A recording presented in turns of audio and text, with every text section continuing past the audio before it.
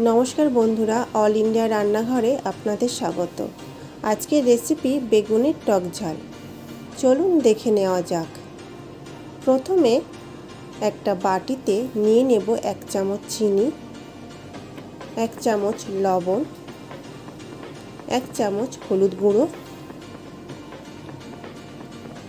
Half চামচ লঙ্কার গুঁড়ো দিয়ে মিশিয়ে নিয়ে তাতে 1 চামচ সাদা তেল ও অল্প জল দিয়ে ভালোভাবে মাখিয়ে নেব। এরপর মিশ্রণটি নিয়ে কেটে রাখা বেগুনের গায়ে এইভাবে মাখিয়ে নিয়ে 30 মিনিট রেখে দেব। এরপর অন্য একটা বাটিতে 2 চামচ কাসুন্দি, 2 চামচ লেবুর রস, 2 কাঁচা লঙ্কা কুচি, পরিমাণ মতো ধনেপাতা কুচি, জল ও 2 চামচ সর্ষের তেল দিয়ে মিশিয়ে নেব।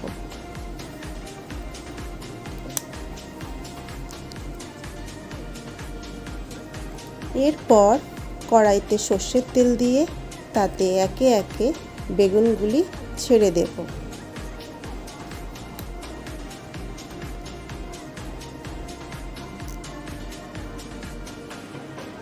বেগুনগুলি লাল হয়ে গেলে জানবেন ভাজা হয়ে গেছে।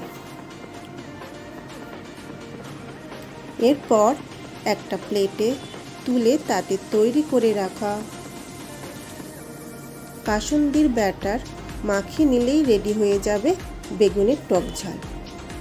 ভিডিওটি আপনাদের কেমন লাগলো কমেন্ট করে জানাতে ভুলবেন না।